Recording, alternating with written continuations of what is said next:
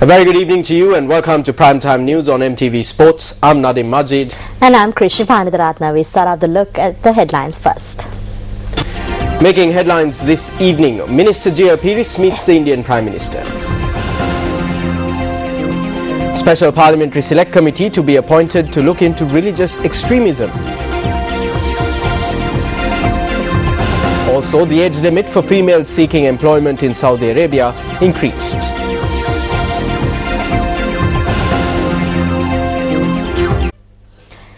Minister of External Affairs Professor Peiris, who is in India for the 8th session of the India-Sri Lanka Joint Commission, met Indian Prime Minister Dr. Manmohan Singh yesterday.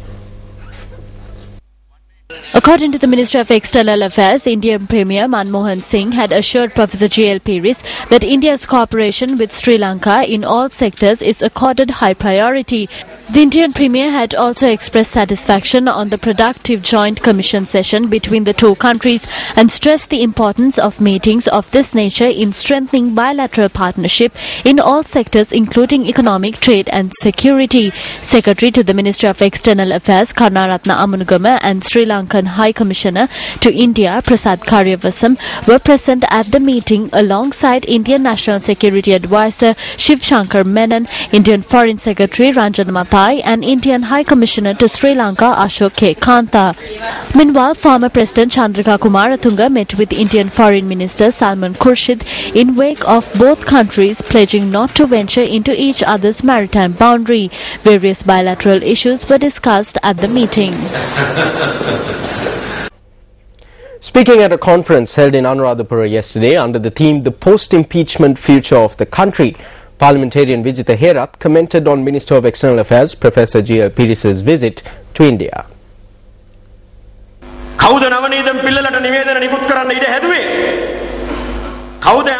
Who made way for Navanidan Pillai to issue releases? Who paved the way for 3 deputy secretaries from America to come to Colombo the day after tomorrow? Peiris went ahead of time and signed agreements in India yesterday. They are going down on their knees before India because the summit in Geneva is scheduled for March. A resolution against Sri Lanka will come up at the summit and India's support will be needed.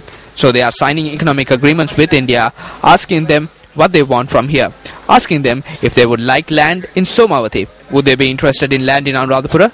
Do they want the 13th Amendment? They are going down on their knees saying they will give them that too. Who will be affected unnecessarily by this? It is us, the country.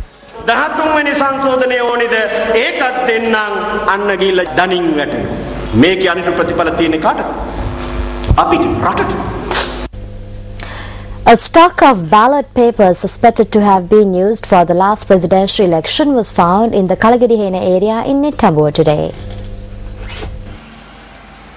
The stock of ballot papers were found near the Kalagadihena Mahavidyalaya, which is located on the Colombo Kandy main road. 2010 presidential election, Nuwara district was mentioned on the ballot papers.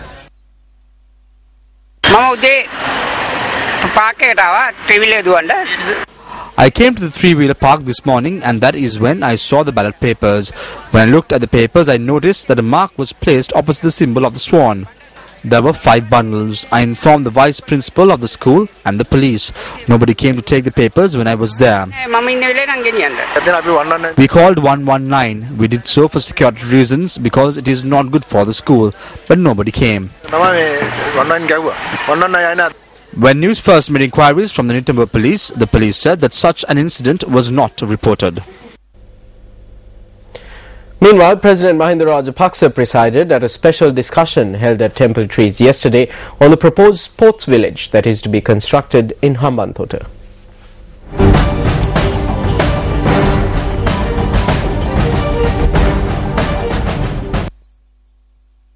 The sports village is to be constructed targeting the Asian Youth Games that are scheduled to be held in Sri Lanka in 2016. Higher education institutes with faculties for sports education that are of university standard and information technology parks will be included in the proposed sports village that is to be constructed in the Megajura area in Surirawa Hambantota. A 1,800-acre plot of land has been set aside for this purpose, while 15 billion rupees has been allocated for construction activities. During the meeting held at Temple Trees yesterday regarding the sports village, President Mahinda Rajapaksa reiterated that construction activities will not be carried out in a manner that would harm area residents.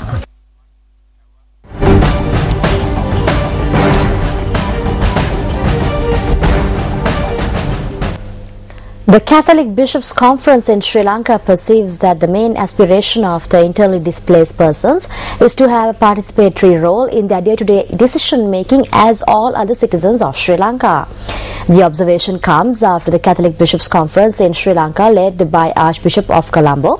His Eminence Malcolm Cardinal Ranjit visited Mana, Kilnochi and Mullaitiru districts in order to appraise the present situation of the resettlement and rehabilitation process of those displaced by the war. The Catholic Bishops' Conference notes that despite many shortcomings and handicaps, there seems to be hope for the future as normalcy is being restored, even if it is at a very slow pace. The bishops say that there seems to be a serious lack of opportunities for the affected people to participate in the process of their own governance as prevailing in other parts of the country. The bishops had also met with members of the armed forces and had seen troops working closely with the civilians in the work of the construction of houses. However, the bishops felt that the frequent presence of troops among the war-affected people does not create an atmosphere conducive to the restoration of normalcy, as there is still a sense of subconscious fear of the uniform. The release concludes by emphasizing that the recommendations of the LLRC report need to be taken more seriously, which could also lead to the strengthening of the democratic processes in the north and the east, and eventually to an acceptable and honorable political solution, ensuring true unity in diversity. Meanwhile, the Sri Lanka Armed Forces has requested the government to introduce its own rules to deal with civil wars. The Armed Forces note that existing international humanitarian laws cover only state actors and not terrorist organizations. The Washington Post, quoting an Associated Press report, highlights that the Sri Lankan Army rejects a suggestion to confine the police to civil matters, highlighting that they should be placed under the Defence Ministry. Army Commander Lieutenant General Jagat Jayasuriya handed over the military's 7 recommendations to Defence Secretary Gotabaya Rajapaksa today. The recommendations include a suggestion calling for local guidelines on the roles of international humanitarian organizations in civil war situations.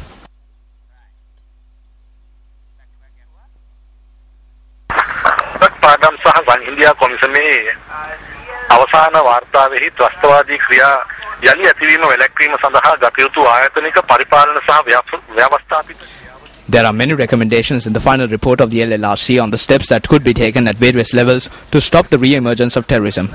The Army Commander appointed a 6-member committee to look into how the recommendations would affect the Army and to provide recommendations on them.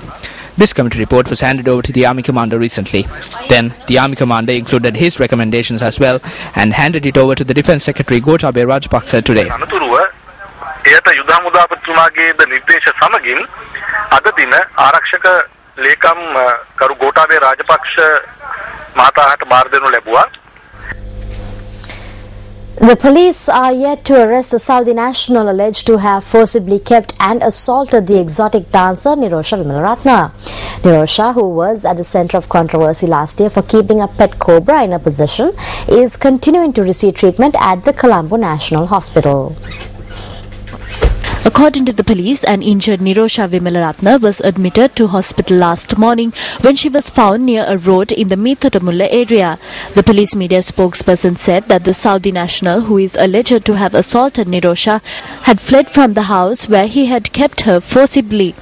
The Valampitiya police are carrying out further investigations into the incident.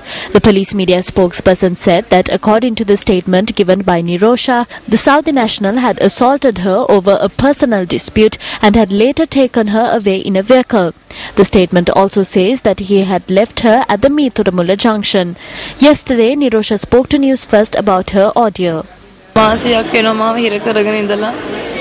They held me for about a month.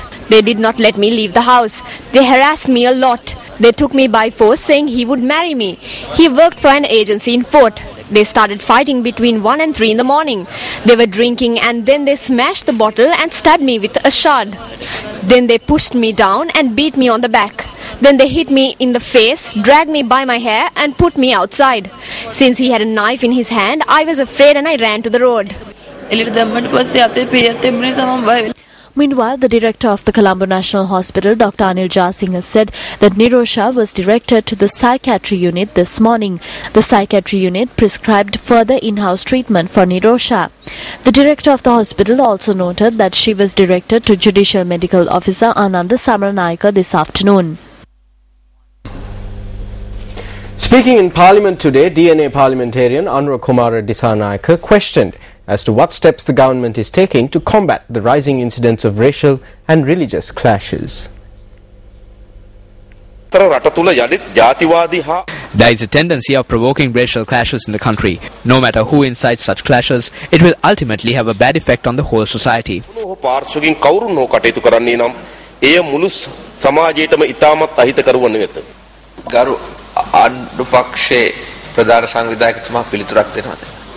ගරු බුද්ධ ශාසන නියෝජ්‍ය ඇමතිතුමා පොඩක් නෑ වඩාත් හොඳයි පොඩක් ඉන්න වඩාත් හොඳයි මම හිතන්නේ ආණ්ඩුවක් ලෙස අග්‍රාමාත්‍යතුමා සභානායකතුමා ප්‍රකාශ කරනවා පිළිතුරු දෙන්න තීන්දුව කරලා තියෙනවා පිළිතුරු දෙන්න ආගමික අන්තවාදී හා There are no reports of religious and racial extremism in the country. If such reports do emerge, then we would form a multi-religious parliamentary committee and take necessary steps. සහසර්ව ආගමික පාර්ලිමේන්තු කොමිටුවක් හෝ නියෝජනයක් මාර්ගයෙන් කොමිටියක් පත් කළා ඒ සම්බන්ධව ක්‍රියා කරනවා අත් වශයෙන්ම මේ පිළිබඳව අපේ රජයේ The attention of the government and the president has been drawn towards this issue. We will take steps to form a special select committee which brings together all parties in order to tackle this issue. කාර්ක සභාවක් සියලු පක්ෂ එකතු වෙලා පත් කිරීමට අපි කටයුතු කරන බව ප්‍රකාශ කරන්න කැමැති. Parliamentarian Sujiva Senasinghe raised a point of privilege in Parliament today regarding the CD containing the statements made by him in Parliament yesterday on the strategic development project at not being released to the media. Here is an excerpt of the views that were expressed during yesterday's debate. Golden key සමාගම සම්බන්ධ එතුමියේ නඩුව බලෙන් පවරගත්තා කියලා. එහෙම දෙයක් සිදු වුණේ නැහැ. කවුද මේ නඩුව ශිරාණි බණ්ඩාරනායක මැතිතුමිය වෙත? They charged that she took over the Golden Key case by force. This did not happen. Who directed this case to Shirani Bandaranayake? It was Shirani Tilakawardena. They requested for a 5-judge bench to be appointed and to change the ruling. If a 3-member bench issues a ruling, then only they can change that decision.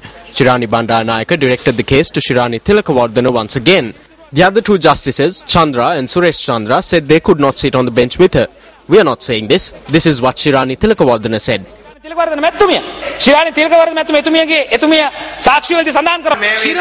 Shirani Bandaranayake is finished. She has been burnt and buried. Why are you talking about her ashes?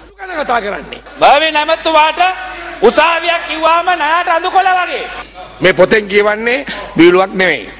ජනාධිපතිතුමාගේ හෝ වැඩබලන ජනාධිපතිතුමාගේ පාර්ලිමේන්තු මන්ත්‍රීන්ගේ විනිශ්චයකාරවරුන්ගේ යුක්තිය පසදිලීමේ නියුක්තයන් අයගේ ප්‍රයත්න පූර්ණ යෝජනාවකින් නැර මතු නොකළ යුතුය.